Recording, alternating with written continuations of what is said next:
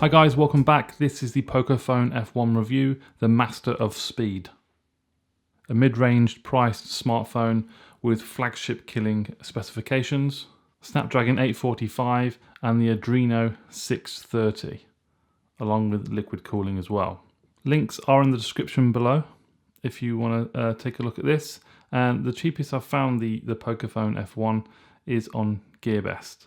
This is the 6GB of RAM and 128GB of storage, and that's only £302. It's cheaper than I bought it on Amazon, but then if you're in the UK and you want a quick delivery next day on Prime, then you're going to be paying an extra 40-50 quid from Amazon.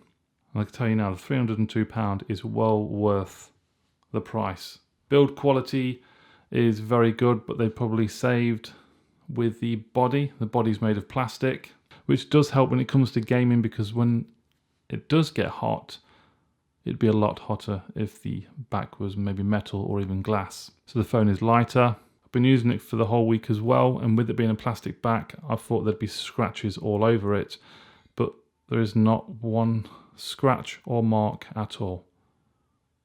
Absolutely clear. It's a great build quality.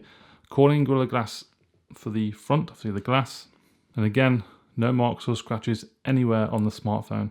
Yeah, I do look after my smartphones, but you do pick up scratches or marks here and there. But on the Pocophone, absolutely clear. So I think Xiaomi have got the Pocophone built really well, but then with a plastic back, no glass back. Yes, there's no wireless charging in there. There's no NFC, so there are a couple of little things that are missing from the Pocophone to really, really launch it up there. With Samsung and Google Pixel, or the Pixel 3 anyway, now with the wireless charging. So the version I have is 6GB of RAM and 64GB of storage. It does have a large 6.1 inch display, 2246 by 1080p Full HD Plus. And I've said from the start, the display on this is really, really nice. And there are very good viewing angles as well. I've heard reports of bleeding around the screen. You can't really tell, but I've not noticed any bleeds at all on the Pocophone around the edge of the screen or anything out of the edge of the phone. And I use my phone quite a lot, especially before I go to bed, bedtime, and not witnessed any light bleeds around the edge of the phone. That might be a slight fault on some of the handsets, but on mine it's been fine. Yeah, but for build quality, definitely giving this a huge thumbs up. It's really well built, and it looks lovely as well. That fingerprint sensor is still scarily fast. Absolutely rapid. The quickest I've probably ever seen. But I think it does have a lot to do with not having any unlock animations. Okay, some of you might have known the other day I uploaded a gaming video, purely gaming on the Pocophone F1, to test the Snapdragon 845 and the Adreno 630, along with the liquid cooling. I did it for about 3/4 of an hour, PUBG, Fortnite and Asphalt Extreme. You can see that video in the card just above there if you want to see the full video. But here's a little snippet of what I did the other day. It absolutely eats through the games. Absolutely does. It's a great performance.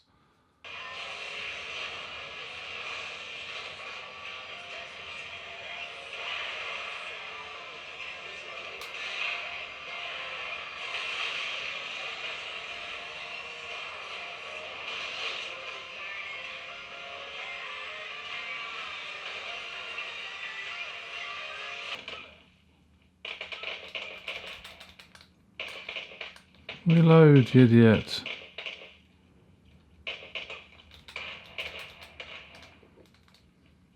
Oh, you must be really shit.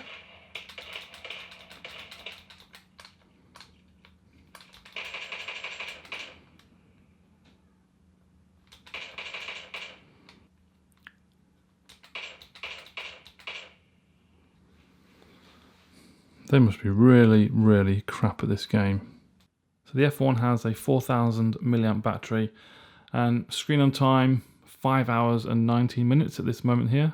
They're the apps. Android system taking most of it. Some maps there.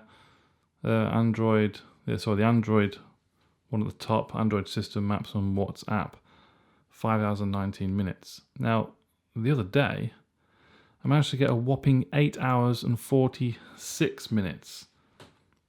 Now, I was doing even more on that day. That's the day I did my gaming test.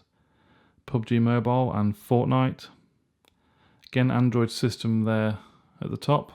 Battery life is good, but I wouldn't call it consistent because it doesn't make sense that I use less apps on there and managed to get 5 hours and 19 minutes.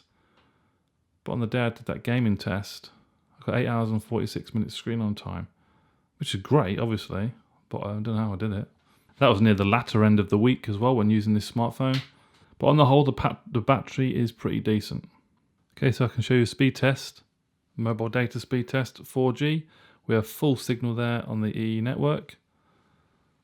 Let's see what we get. That is very, very good. Look at that, 14.6 up and 14.6 down. That is synchronous, absolutely brilliant.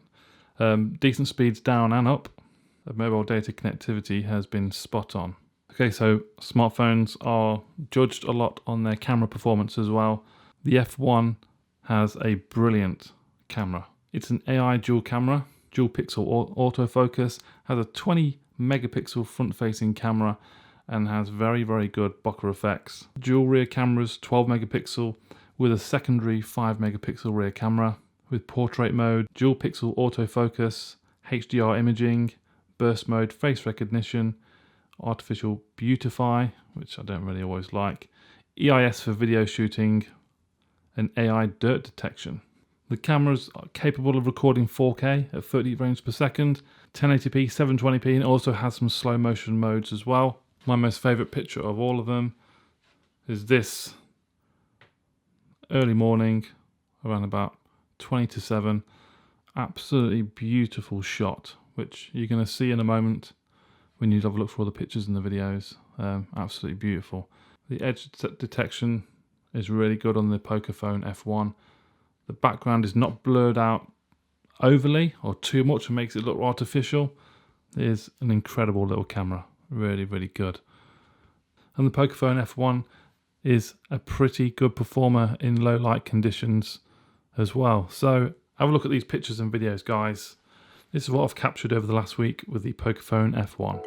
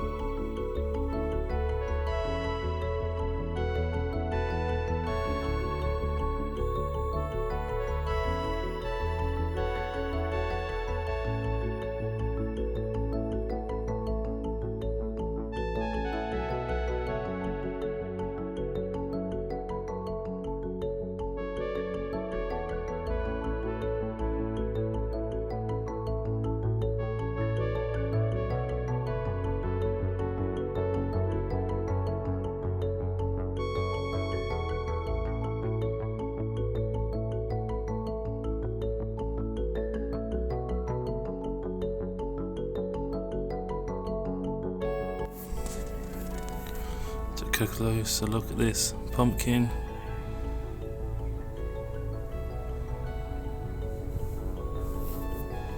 That's some very good quality on this camera. Colour accuracy is on point as well. There is stabilisation in there, which is great.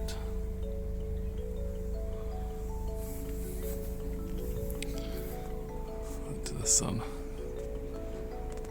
And back down again.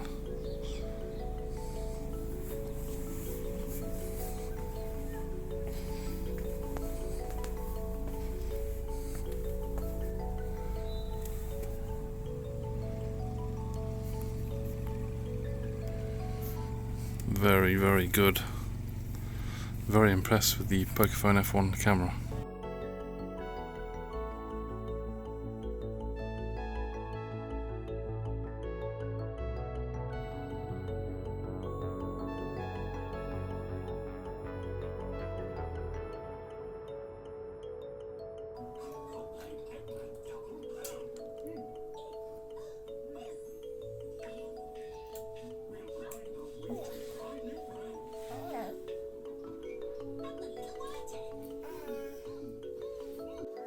What did you just say to me? I'm not hungry anymore. You're not hungry? So you don't want anything else to eat now? No, You're not going to ask again, are you? no. Right, okay.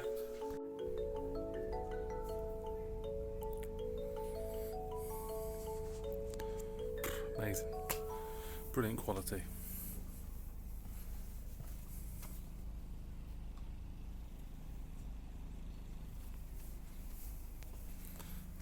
Low light. Into lower light, artificial light. Still the quality is pretty good. Is that a weapon? What? Yeah, the Pocophone F1 definitely has a very good camera. So the F1 has the MIUI 9.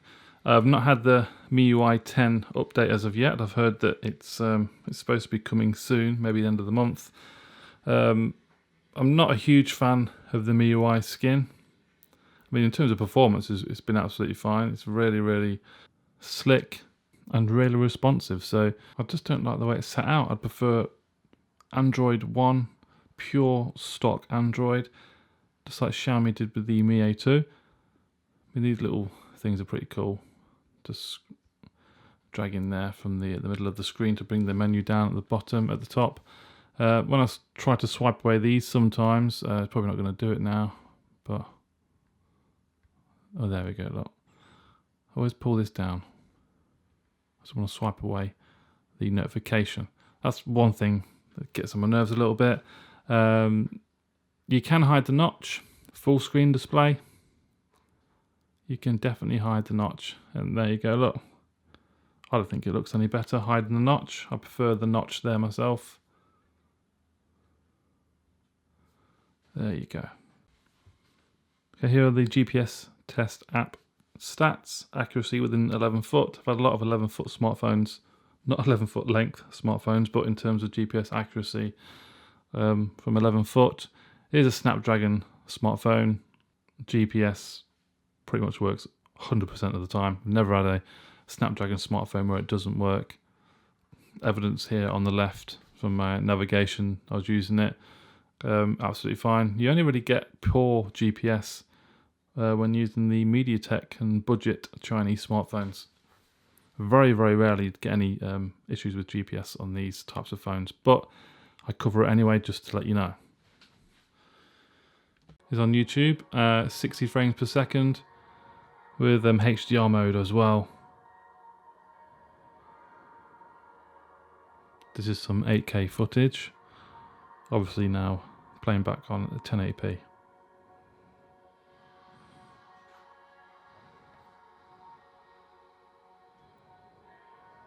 The viewing angles are excellent, as you can see here, look.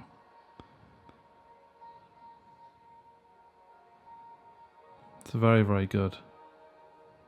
Very good display. Get a bit closer for you.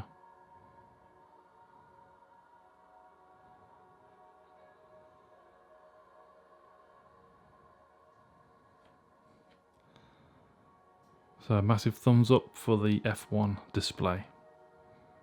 Okay, so the F1 does have dual speakers. Now when I first unboxed this, I wasn't aware of this until someone commented saying it actually does have dual speakers.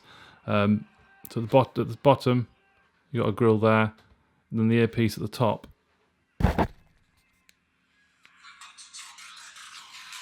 Just hear that at the top. And then the bottom.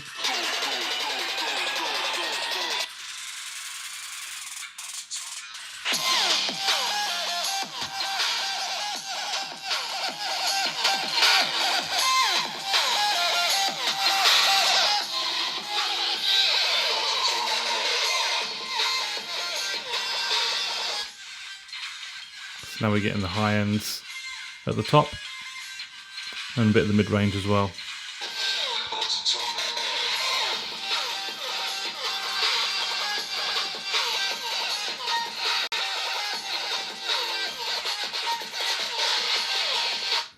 That is an incredible track. I like that. But yeah, dual speakers, but that is not real dual speakers. That's just one speaker with a tweeter doing the highs to mid and a tweeter at the bottom doing the mids to low. Dual speaker, a real dual speaker, would be kicking out the same frequencies on both speakers, but it's still a great loudspeaker. It really, really is. Nice low end, a nice mixture of all frequencies, to be fair, over the two tweeters. Yeah, very good quality. And that, guys, is pretty much it for the Pocophone F1.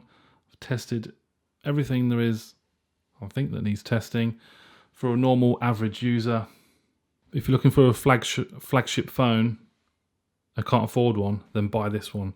100% buy this one. I haven't found any problems at all.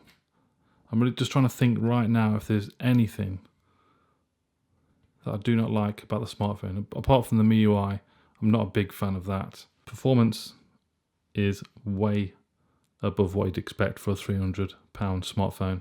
Most definitely, performance is way up there. Great camera, decent battery life.